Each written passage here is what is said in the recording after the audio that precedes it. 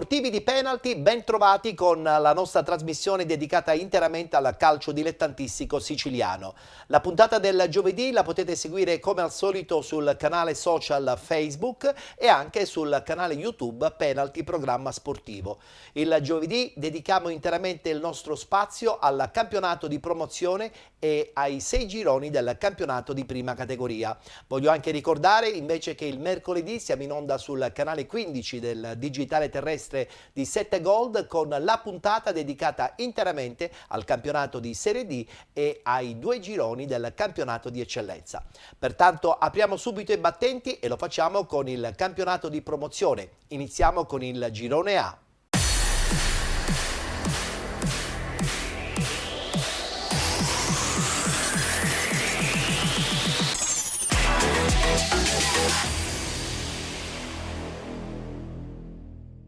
Si è giocata l'8ª giornata, guardiamo subito il tabellino dei risultati. Partinica Audace batte Petrosino 1969 2-0, Fulgatore batte Casteltermini 2-1, Alba Alcamo batte Città di San Vito Lo Capo 1-0, Folgore Castelvetrano batte Iccarense 3-2, Gemini Calcio batte Marsala 5-2 ed infine Camarat batte Accademia Trapani 1-0. Ha riposato il Città di Carini. In testa troviamo il Fulgatore, al primo posto con 17 punti, 16 punti per il Camarat, 15 punti per Partinica Audace e Città di San Vito Lo Capo, 13 punti Alba Alcamo e Accademia Trapani, con 12 Folgore Castelvetrano, 11 punti Petrosino 1969, 10 punti per il Gemini Calcio, con 9 Città di Carini, 6 punti Iccarense, chiudono la classifica Casteltermini e Marsala con 0 punti.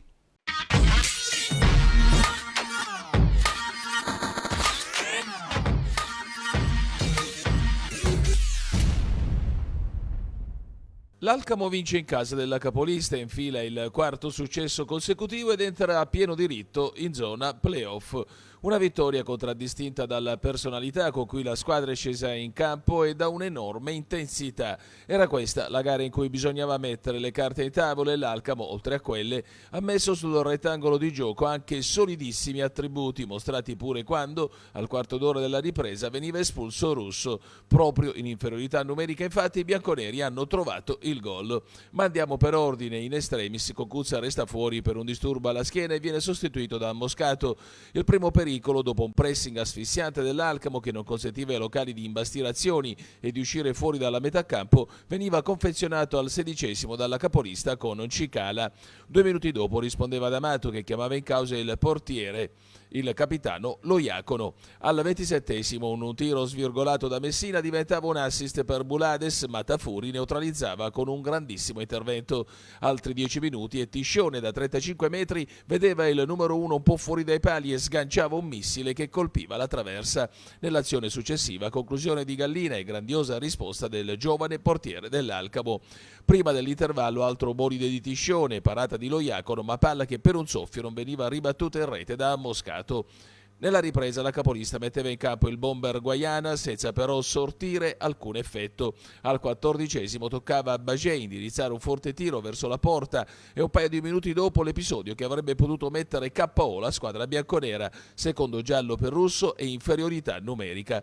L'11 di Virga incassa bene il colpo e anzi si ringalluzzisce. Entrano Faraci e Ruggeri e alla mezz'ora i padroni di casa con Messina scheggiano però la traversa. Al 34° la svolta a Moscato, messo in movimento sulla fascia sinistra, lascia sul posto Lobaido che poi lo aggancia in aria e calcio di rigore. La conclusione dal dischetto di Bagé è veramente super, bolide sotto la traversa quasi all'angolino. Da lì alla fine l'Alcamo non rischia nulla tranne in pieno recupero con un'azione prolungata in aria del San Vito sventata in tutte le maniere dai bianconeri. Siamo pronti adesso con il girone B del campionato di promozione.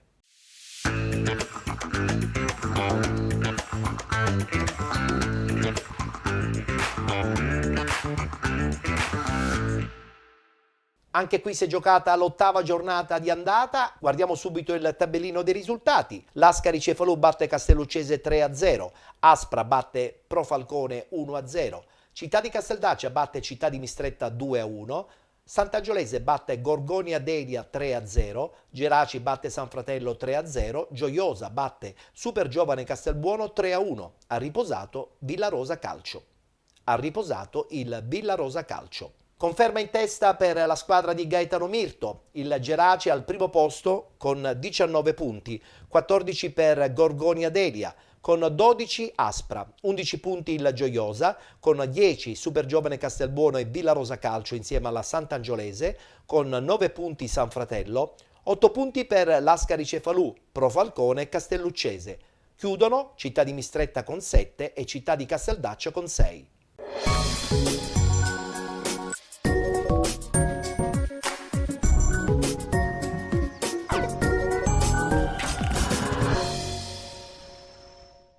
In campo il campionato di promozione Girone B e lo fa dal comunale di Collesano, dove si affrontano il Lascari Cefalù e la Castelluccese, con il Lascari che cerca riscatto dopo l'eliminazione dalla Coppa di categoria per mano del Gioiosa. Si comincia però subito con la formazione ospite che si porta in avanti sui sviluppi di una palla inattiva. La palla che rimane in area è passata appena un minuto e Di Giovanni, vecchia conoscenza da queste parti, dalle altre ex del Marineo, calcia fuori.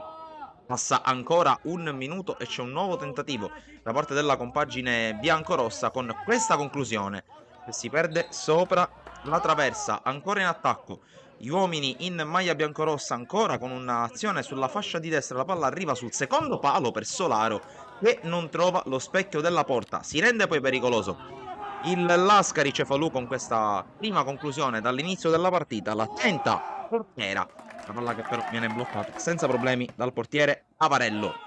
Il match però si sblocca a metà del primo tempo. Gran palla in profondità per Sferruzza, che parte sul filo del fuorigioco, salta Avarello e mette nella porta vuota il gol dell'1-0. Ancora in gol Sferruzza, scatenato in questa parte di stagione, reduce da una doppietta nella gara precedente di campionato, e 1-0. Poi da lì in poi sarà un uragano il Lascari Cefalù. Ancora Sferruzza sull'uscita di Avarello, calcio di rigore decretato dal direttore di gara. Sulla palla si porta Dario Ribaudo, fischio dell'arbitro, la rincorsa da parte del numero 10 che spiazza Avarello, firma il 2-0, torna al gol Dario Ribaudo, ma la sua giornata di gloria è appena cominciata, come stiamo per vedere. Passano infatti 9 minuti, dal minuto 26 al minuto 35. Ribaudo alza la testa, guarda la porta, fa partire il tiro, scavalca Avarello, gol del 3-0, perla assoluta di Dario Ribaudo. E ancora in gol il Lascari Cefalù, che al minuto 35 di fatto chiude la partita con una perla, un gioiello del suo uomo di maggior carisma e di maggior qualità. Il secondo tempo inizia malissimo per la Castelluccese, e qui l'entrata da parte di Messina, che si becca il cartellino rosso. 3 gol in meno e un uomo in meno per la formazione di mister Scudieri, che subisce inevitabilmente l'avanzata da parte dei padroni di casa. Minuto 58 con Ribaudo che apparecchia per Fazio, conclusione sul primo palo, vola Avarello a parare. Non c'è molto da segnalare in questo secondo tempo, se non il nuovo tentativo da parte di Ribaudo, la palla che si perde fuori non di molto. Direttore di gara che poi, senza recupero di gara, finita la partita, vince il Lascari Cefalù, che torna al successo tra le mura amiche di Collesano, finisce 3-0.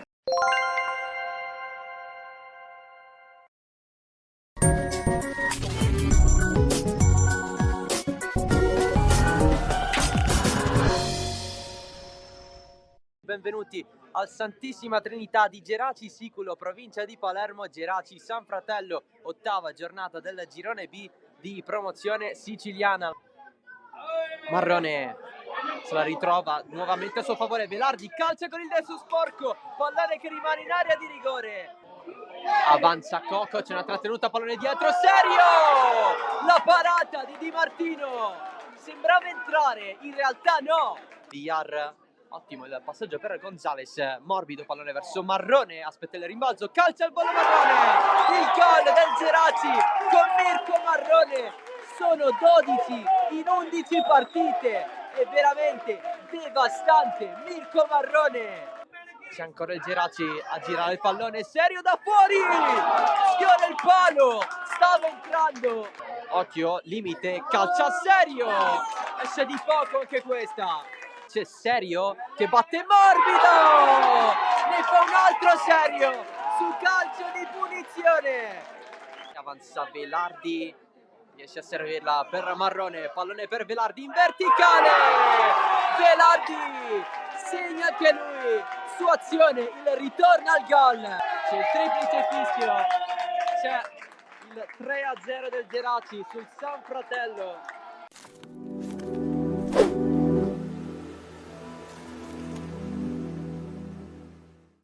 Oggi abbiamo fatto veramente una gara gagliarda, bene, sono contentissimo. Agli altri non ci pensiamo, pensiamo a fare un po' il nostro e valutiamo di volta in volta la situazione com'è. Oggi veramente un plauso importante ai miei ragazzi, soprattutto perché oggi è una giornata di donazioni, di solidarietà per persone che stanno male. Hanno raccolto dei soldi anche loro, ognuno di loro, per donarli, e questo è un gran gesto nei confronti dell'iniziativa che ha avuto la nostra società con a capo il patrono Francesco. Ma ci sta che ti abbassi, stai 3-0, quindi ti abbassi, poi succede che sei una squadra di promozione, succede che vuoi fare quello che non puoi fare perché sei di promozione appunto, e inizi a creare del gioco che non è tuo e ti metti da solo in difficoltà, ma naturalmente sul 3-0 ci sta ed è normale.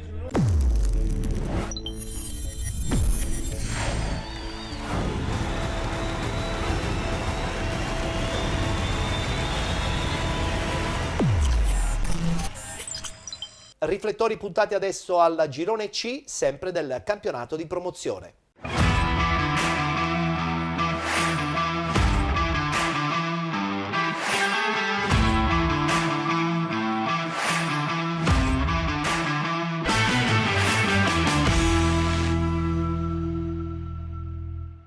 Grande bagarre in questo girone C del campionato di promozione. Guardiamo i risultati delle partite che si sono disputate domenica. Sant'Alessio batte Gescal 3-1, RSC Riposto batte Nuova Azzurra Fenice 3-1, Belpasso 2014 batte Città di Calatabiano 3-0, Catania San Pio X batte Valle del Mela Calcio 3-2, Città di Aci Sant'Antonio batte Atletico Messina 1-0, Messana 1966 batte Valdinisi Calcio 1-0, ha riposato il Promende Calcio.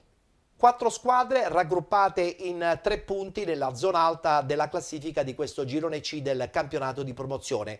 Classifica che vede attualmente in testa il Belpasso 2014 con 19 punti, 17 per RSC Riposto e Messana 1966, con 16 il Città di Aci Sant'Antonio.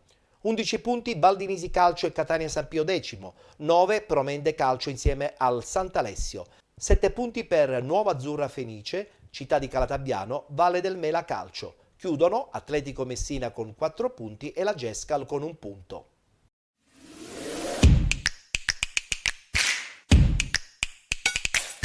La Russo Sebastiano si è impadronita subito del campo andando a sferrare il vantaggio dopo 3 minuti con una rasoiata di Condorelli che ha scheggiato il palo e ripetendosi poco dopo quando su punizione di Messina l'insistenza di Salemi è stata premiata con un assist in rovesciata per Nicotra che da invitante posizione ha alzato troppo la mira. Uno scossone dei gialli di casa ha poi costretto Pappalardo a un provvidenziale salvataggio quasi sulla linea su tiro a botta sicura di Benenati. Episodio importante ma che non ha certo cambiato l'inerzia della partita, che la RSC ha continuato a giocare all'offensiva e così al 21esimo Davide Nicotra ha aperto e chiuso la manovra dello 0-1 coinvolgendo Serpentina Condorelli con una ficcante verticalizzazione e Tornitore che a tu per tu col portiere Soldino ha visto intercettato un tiro destinato alla rete. Nicotra di testa per il vantaggio della RSC sulla ribattuta, che vuol dire anche secondo gol in campionato per il veterano centrocampista della formazione ripostese. Gol importante per indirizzare il sabato nella giusta direzione e arma del contropiede potenzialmente fatale per spedire la partita in archivio con largo anticipo su un angolo della Nuova Azzurra. Parte Leotta a destra e nel bel mezzo di un incrocio tra le punte serve a Proietto un pallone che non viene destinato al gol solo grazie a un intervento decisivo avversario. Proietto ci prova in tutti i modi a timbrare il primo gol stagionale, ma Soldino con un doppio miracolo gli dice no, e il tutto dopo un assist di testa di Di Mauro e una sponda di Tornitore che portano alla doppia conclusione il 2004 ripossese. Bis sfiorato anche da Di Mauro, che non vuole essere da meno tra i runner delle corsie. Sul lancio di Cisterna si propone con un diagonale che finisce al lato di pochissimo. Il terzino poi innesca la corsa di Tornitore che la mette in mezzo, ma Leotta è forse frenato da una spinta di troppo e l'azione sfuma. Un'astinenza da raddoppio che l'RSC paga a caro prezzo al minuto 9 della ripresa da una rimessa sulla tre quarti. Seidi e Zurka beffano la difesa ospite con una giocata veloce che si conclude al limite con un destro fulminante a giro di Piccolo che la deposita nell'angolo e fa 1-1. Alla seconda opportunità in un'ora di gioco la nuova azzurra fa centro e per la RSC è tutto da rifare. Ma prima di riprendere il comando delle operazioni trascorreranno più di 10 minuti, complice anche il gioco difensivo ordinato della nuova azzurra che quando non regge con la retroguardia lo fa grazie alle precisioni dei biancazzurri che si divorano il vantaggio col neoentrato Mangano al termine di questa doppia occasione. Per la gioia però bisogna attendere 4 minuti perché l'ennesima giocata sull'asse Di Mauro, Leotta a destra scatena la corsa di Enzo Tornitore, chirurgica precisione per disegnare un pallonetto carico di entusiasmo ed è il nuovo vantaggio della RSC riposto al 31esimo, il quinto gol complessivo di Tornitore in stagione, secondo consecutivo dopo quello di domenica scorsa, ma questo a Barcellona sicuramente da scrivere negli annali perché inizia a far sognare l'ennesima vittoria a 2 mesi dall'inizio del campionato all'interno di una partita come tutte, ma questa forse di più carica di difficoltà. Al resto ci pensa Cisterna con una pronta uscita su punizione dei locali e le avvisaglie di un 3-1 che è nell'aria sui piedi di Mangano. Gol che diventano 2 per Tornitore quando lanciato da Cisterna va in fuga nell'1 contro 1 e la insacca in diagonale a 8 minuti dal termine. La RSC si gode adesso il primato o quantomeno il posizionamento di battistrada del girone C.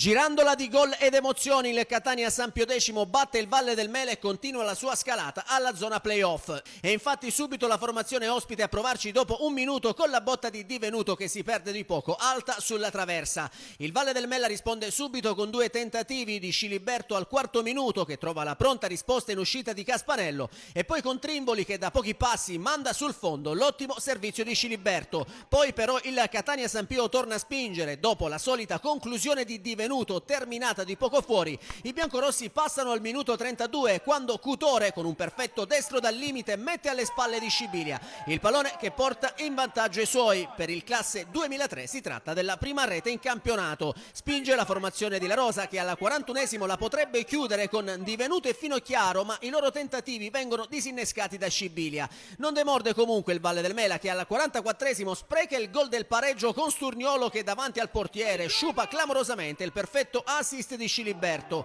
Un minuto dopo, ospiti nuovamente alla conclusione con Divenuto che si perde alta sulla traversa.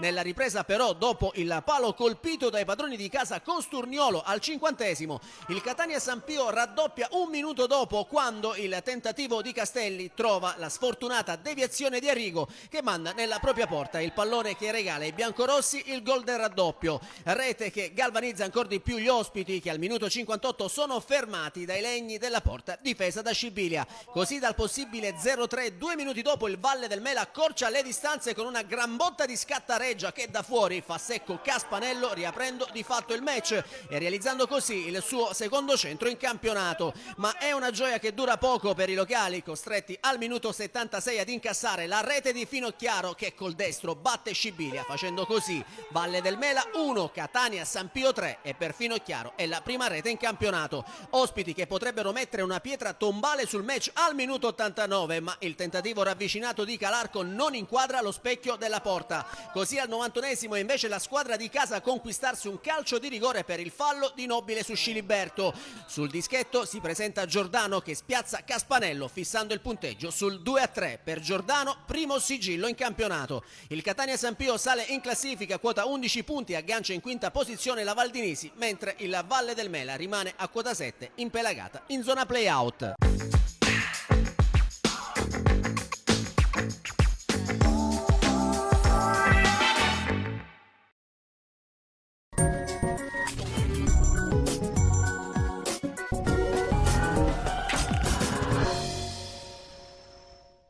Torna alla vittoria il Città di Aci Sant'Antonio che porta a casa i 3 punti contro un ostico Atletico Messina. Squadra di Furnari che a dispetto della classifica si dimostra nel corso dei 90 minuti formazione organizzata ed esperta, brava a non far esprimere al meglio i biancazzurri padroni di casa. Vittoria sudata quella dei sant'antonesi, bravi e cinici a sfruttare forse l'unica vera palla gol concessa dagli ospiti.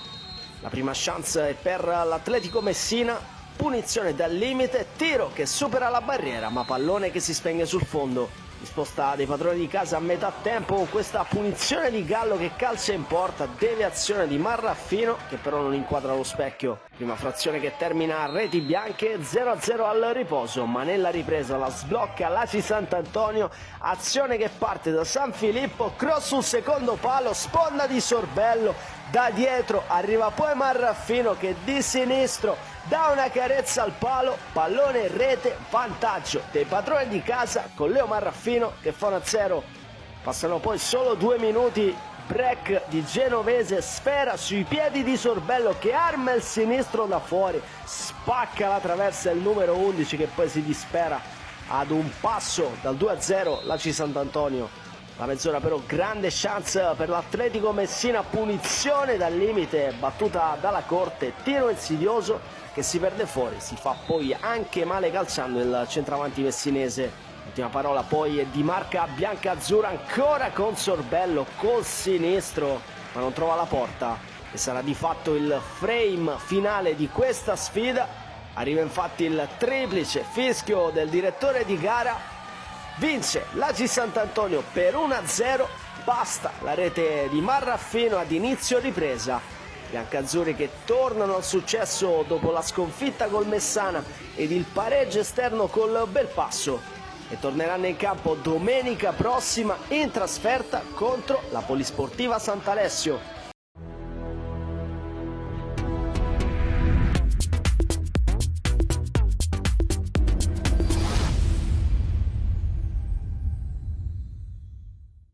E passiamo all'ultimo girone del campionato di promozione, il girone D.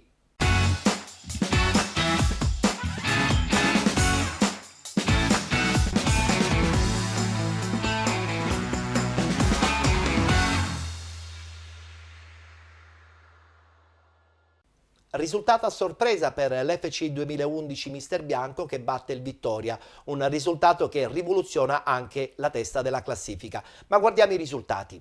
FCM 2011 Mister Bianco batte Vittoria 2-0, Pro Ragusa Città di Canicattini 2-2, Scicli batte Megara 2-1, Atletico Catania 1994 batte Mister Bianco Calcio 3-0, Giminica Scordia batte Priolo Gargallo 2-1, Frigentini batte Vizzini Calcio 3-1, SC Gela batte Città di Avola 2-0. E come avevo detto poc'anzi, rivoluzione nella testa della classifica, anche se al primo posto c'è la conferma dell'SC Gela con 20 punti. Seguono con 19 FCM 2011 Mister Bianco, 18 Atletico Catania 1994, con 17 punti il Vittoria, 13 per lo Scicli, 10 punti Giminica Scordia, con 9 punti Città di Canicattini e Mister Bianco Calcio, 8 punti per Frigentini e Città di Avola, con 7 Priolo Gargallo, 6 punti per il Vizzini, chiudono la classifica Megara 1908 e Pro Ragusa con 4 punti.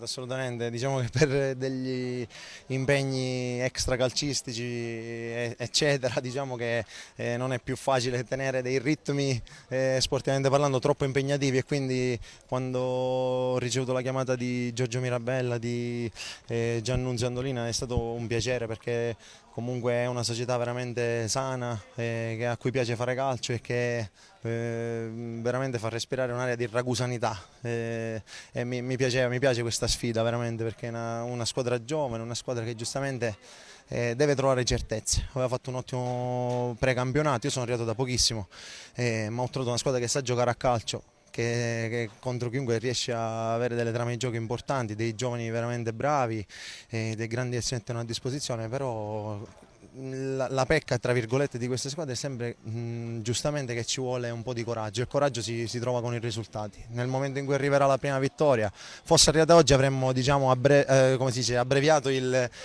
questo percorso di crescita. Invece dobbiamo avere pazienza, restare lucidi e pensare a raggiungere la prima vittoria quanto prima. Sì, dispiace, purtroppo i ragazzi hanno fatto una buonissima prestazione, hanno dato l'anima, hanno cercato di portare a casa questa vittoria che manca dall'inizio del campionato. Purtroppo è un periodo che ci gira tutto storto, prendiamo gol sempre su palle inattive, su mischie, ma non ho niente da rimproverare i ragazzi, hanno dato l'anima e sono convinto che riusciremo a raccogliere quello che meritano, che meritiamo tutti. Troppi errori nella fase conclusiva della gara. Sì, abbiamo anche sull'1-0 potevamo essere un attimino più bravi nelle scelte, abbiamo avuto diverse occasioni per portarci sul 2-0, per chiudere la partita anche sul 2-1, sul 3-1, però purtroppo non siamo stati bravi a fare la scelta giusta. Peccato, dobbiamo credere in quello che facciamo e sono convinto che possiamo solo che crescere.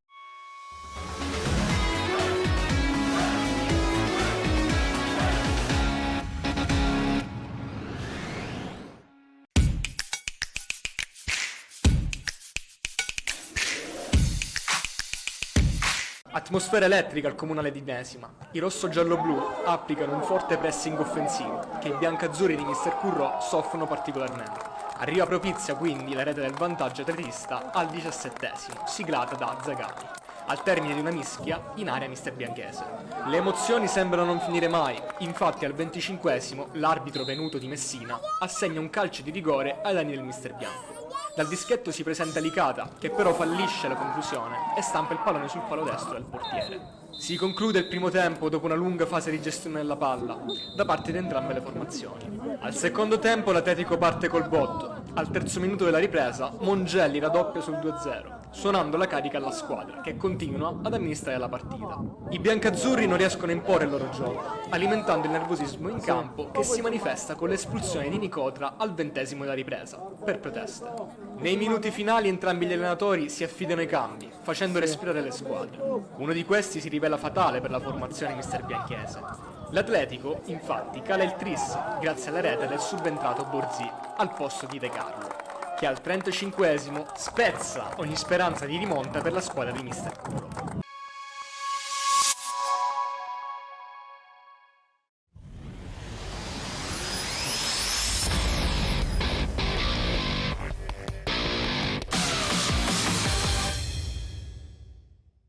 I due gol sono arrivati nella ripresa. Primo tempo abbastanza soporifero con poche occasioni da rete. La prima arriva al 18esimo, il primo break del Gela con un tiro di Golisano che non trova però l'angolo alla destra del portiere Paladino. Al 30esimo squillo del capitano Pira su calcio di punizione. Paladino ancora una volta è attento e con i pugni sventa in calcio d'angolo. Al 36esimo sugli sviluppi di un calcio d'angolo Scerra aggancia bene il pallone, ma la sua arpionata è comunque debole. Al 48esimo, cioè al terzo di recupero il primo tempo, altra occasione sprecata sul cross di Fiore, la spizzata di Caci è sbagliata. Nel secondo tempo entra in campo un altro Gela sicuramente più pimpante e aggressivo e dopo 2 minuti già la prima opportunità. Sul cross dalla sinistra di Riggio l'inconata di Scerra è molto pericolosa. Paladino ancora una volta si salva in angolo. Dopo però appena 1 minuto arriva il primo gol del Gela. Sempre dagli sviluppi di un calcio d'angolo, dal mischione esce fuori l'attaccante Scerra che non perdona sotto porta. Gol dell'1-0. Trascorrono appena 7 minuti e arriva un'altra opportunità. Sul tiro di Patrick Caci c'è un fallo di mano in area di rigore di Caldarella. Il calcio di rigore è trasformato dal capitano Pira. Palla da una parte e portiere dall'altra e 2-0 per i bianco-azzurri. La partita cala di tono e anche di ritmo, arrivano anche i primi cambi per Mirko Fauciana e per rivedere un'altra azione pericolosa, l'unica per l'Avola, occorre attendere il 74esimo quando Sul cross di Bonaventura dalla destra c'è l'incornata di Carrabino che però colpisce bene ma spedisce fuori. Nei minuti finali i nuovi entrati si fanno pericolosi. Prima all'87esimo De Oma scappa in velocità ma il suo tiro cross non viene raccolto da nessun compagno di squadra. E poi nel finale ancora il nuovo entrato Davide Acia che sfiora il 3-0 con Camilleri che sulla respinta della difesa ospite colpisce la traversa e non bagna il suo esordio con un gol. Finisce 2-0 con l'appuntamento dei tifosi bianco-azzurri domenica prossima a Vittoria per un importantissimo scontro diretto.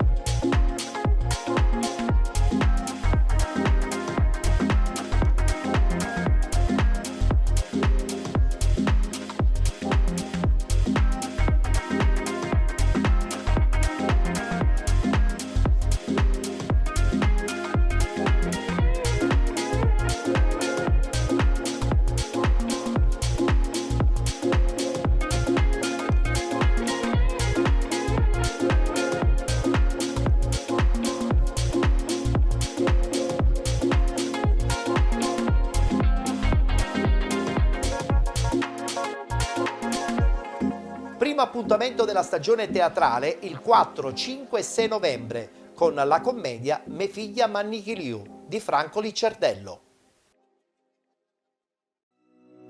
Benvenuti da Giada Immobiliare. La professionalità come punto di partenza, la qualità dei servizi come riferimento essenziale. Tutto questo è Giada Immobiliare di Giuseppe D'Antone. Servizi di compra-vendita ed affitti, supporto per concessioni mutui e consulenza finanziaria. Ed inoltre assistenza partecipazione ad aste giudiziarie e consulenza tecnico-legale. Giada Immobiliare, via Etnea 734, Catania. Info 095 6174 981 oppure 095 6174 973. Visita il sito con le nostre proposte www.giadaimmobiliare.it. Giada Immobiliare, insieme a te per comprare e vendere.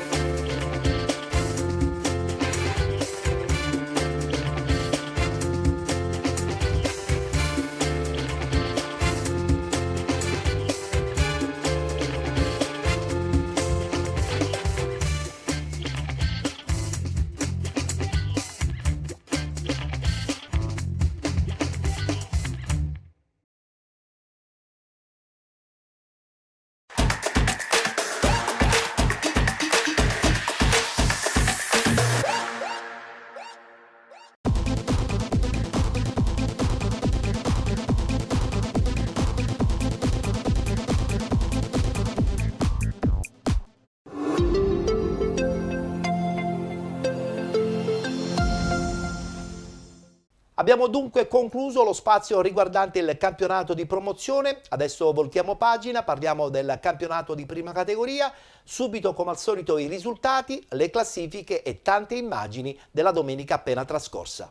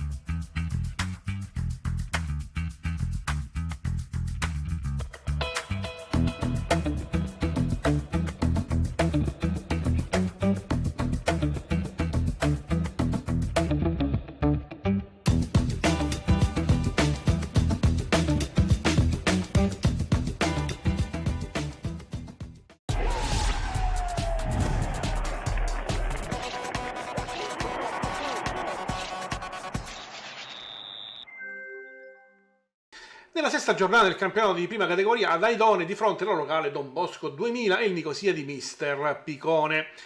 Brutta partenza per gli ospiti, Russo per la Don Bosco al quinto minuto, in area biancarossa stoppa, si gira e tira, Mascardino si stende e mette in angolo. All'ottavo minuto la Don Bosco colpisce un palo da una punizione battuta da Bonsignore, colpisce in schiena in barriera Yussù. La palla sbatte sul palo alla sinistra di Scardino che riesce ad agguantare la sfera. Al 15° minuto da un calcio d'angolo per la Don Bosco, Abate colpisce di testa molto vicino al palo, Mascardino devia in angolo. Al 18esimo l'arbitro concede un rigore per un tocco di mano in area di Lo. Il penalty al 19esimo viene messo a segno da Bonsignore. Nel secondo tempo al 57esimo Muraglia in area avversaria stoppa di petto, ma il pallone è preda degli avversari, ne nasce una mischia in aria ed un nulla di fatto. La Don Bosco 2000 raddoppia però al 69esimo con un contropiede di Libro.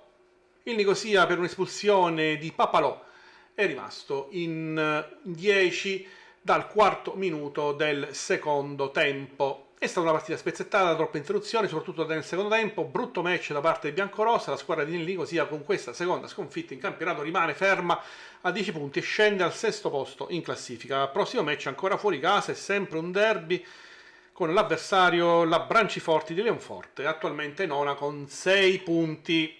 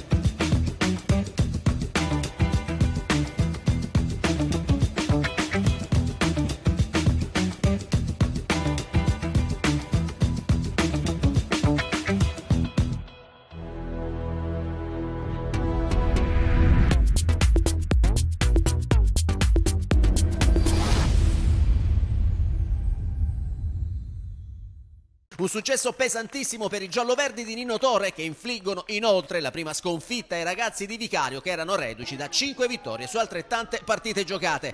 Gara sostanzialmente equilibrata che nel primo tempo non regala particolari emozioni, con i locali che al 25esimo reclamano un calcio di rigore per un presunto tocco di mani divenuto, sul quale il signor Mastro Simone lascia giocare, e gli ospiti che 20 minuti dopo vorrebbero anch'essi il penalty per il contatto in area tra Ayub e Tommaso Truglio, ma anche in questo caso il fischietto palermitano dice di no. Decisamente più vivace la ripresa, in apertura è lo Stefano Catania che ci prova con De Pasquale, il cui tiro deviato si perde a fil di palo. Il Città di Galati non sta a guardare e risponde con 2 tentativi di Giuseppe Palafioriti al 57esimo, che si perde di poco a lato, e Eric Campisi un minuto più tardi, che trova la pronta risposta di Torre. Ma al minuto 61 sono i padroni di casa ad avere la palla del possibile vantaggio, con Di Luca Cardillo che, ben servito da Grasso, sciupa davanti al portiere calciando sul fondo da pochi passi.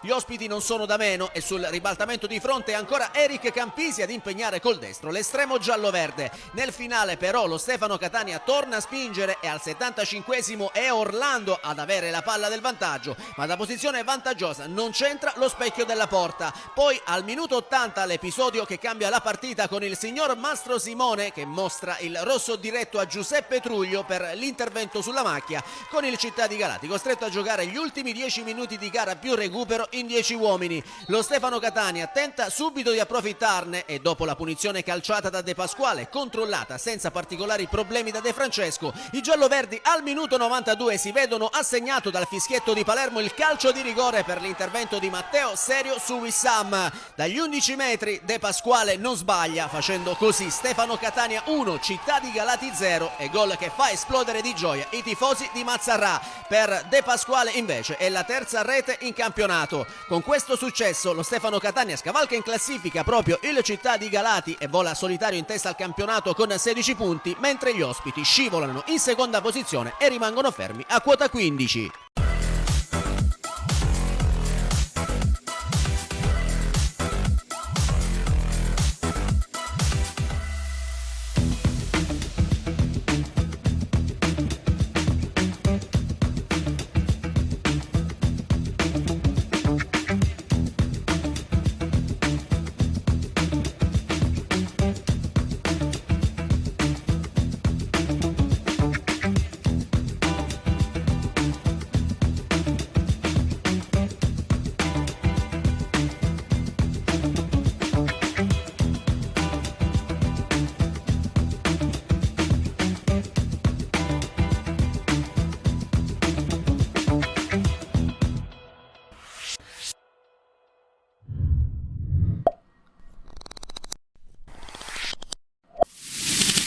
I belpassesi provano a invertire il trend negativo di un punto in 4 partite e cercano di prendere il match in pugno con Vittorio che raccoglie un piazzato di Padalina e impegna a terra Verzì.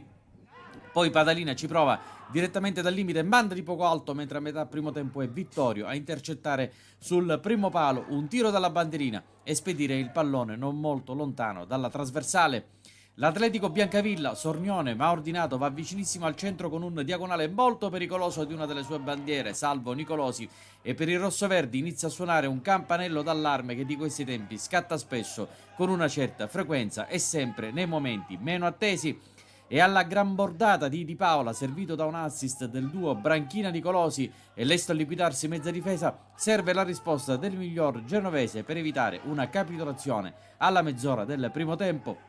Il CDB controbatte con un cross in mezzo dell'ispiratore di molte idee, il 2006 Flavio Toscano, che non trova nessuno pronto alla correzione a rete, e con una girata di bella vista su assist da corner sempre di Toscano, ma la mira non è delle migliori sotto porta.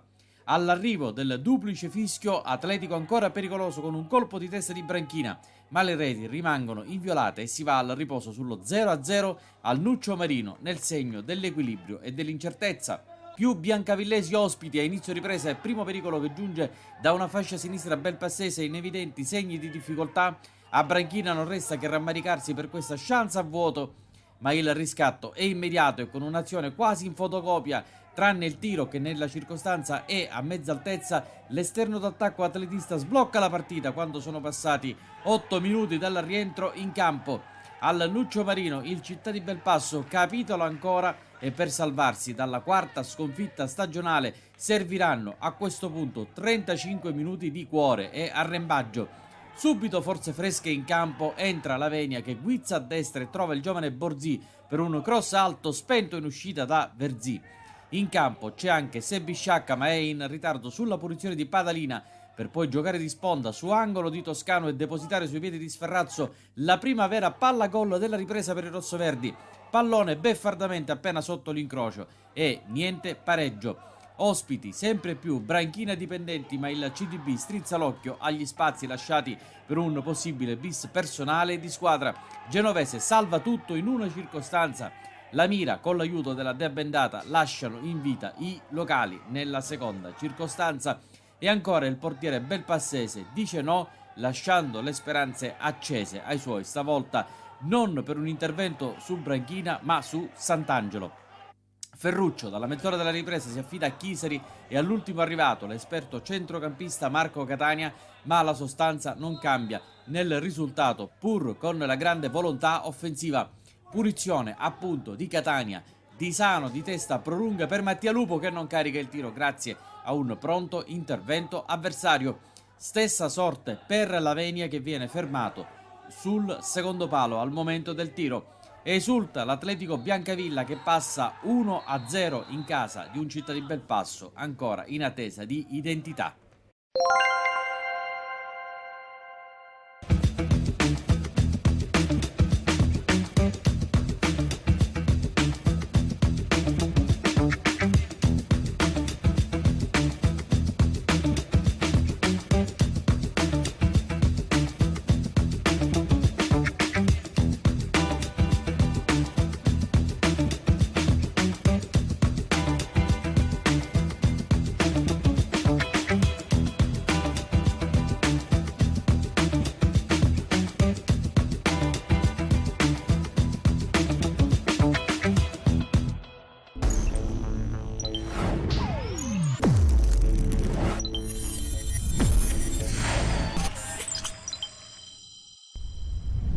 Ad imporsi al Matteotti è stata la Villaggio Sant'Agata con il punteggio di 3-2. Primo tentativo della squadra biancoverde, questo lancio lungo di Mirko 25 per Damiano 25 che viene anticipato in uscita dal portiere Puglisi. Quinto minuto in corso, calcio di punizione sulla fascia sinistra per l'FC Gravina, si incarica Mirko 25, la palla viene colpita con il braccio dal numero 20 Gennamari e il signor Buonvissuto assegna il calcio di rigore alla squadra di casa, ma il portiere ospite Puglisi riesce a respingere la conclusione tuffandosi sulla sua sinistra. 14° minuto arriva il vantaggio della squadra di casa da Di Mauro verso Damiano 25 che vede l'imbucata sulla destra di Concorso Cristian, che riesce con un pallonetto a superare il portiere Puglisi in uscita, ed è il vantaggio per la squadra gravinese. 19° minuto, ancora l'FC Gravina avanti da Abramo sulla sinistra per Camillo Di Mauro che appoggia per Damiano 25 che effettua questo tiro dal limite dell'area, ma il portiere Puglisi con l'aiuto della traversa riesce a respingere la conclusione dell'attaccante biancoverde. Minuto 27, Di Stefano entra in aria dalla fascia destra e viene affrontato così da Simone Platania, e per il signor Bonvissuto è il secondo calcio di rigore di giornata, questa volta assegnato alla squadra ospite per il fallo di Simone Platania su Di Stefano. In carica della battuta del tiro dal dischetto il numero 4 Longo, ma il pallone termina al lato della porta di Sapienza.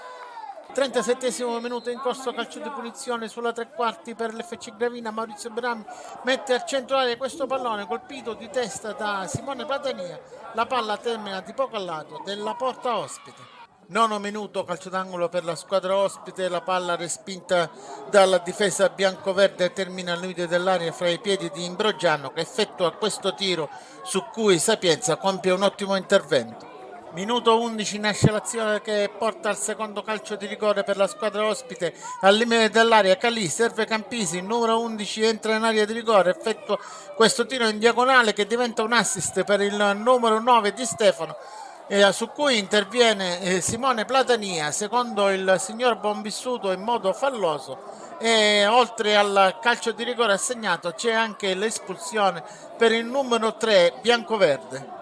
Sul dischetto per la trasformazione si presenta questa volta il numero 17 Rosignoli che batte un rigore perfetto mettendo pallone da una parte e Sapienza dall'altra. Al 13° minuto quindi arriva il pareggio del Villaggio Sant'Agata con la rete sul calcio di rigore di Rosignoli. 26ª azione dell'FC Gravina da Berami a Di Mauro che appoggia per Sinito che dal limite dell'area lascia partire questo tiro bloccato da Puglisi. 27° minuto in corso, passa in vantaggio la squadra ospite Franceschino al centro area per il numero 10 Razzati e con questa mezza rovesciata manda la palla alle spalle del portiere Sapienza, e così al 27° il Villaggio Sant'Agata conduce per 2-1 sull'FC Gravina. Minuto 32, arriva la terza rete per la squadra ospite da Razza a Franceschino che entra in area di rigore e supera il portiere Sapienza. 32° Villaggio Sant'Agata 3 FC Gravina 1. 42° minuto, con questo gran tiro dalla distanza ancora con Cristian Concorso l'FC accorcia le distanze e spera in questi ultimi minuti di poter trovare il pareggio. Al 42° FC Gravina 2 Villaggio Sant'Agata 3, la rete di Cristian Concorso. E su questo calcio di punizione battuto da Sapienza che tentava di lanciare ancora in avanti la sua squadra, il signor Buonvissuto della sezione di Enna emette il triplice fischio che sancisce la fine di questo incontro fra la FC Gravina e il Villaggio Sant'Agata.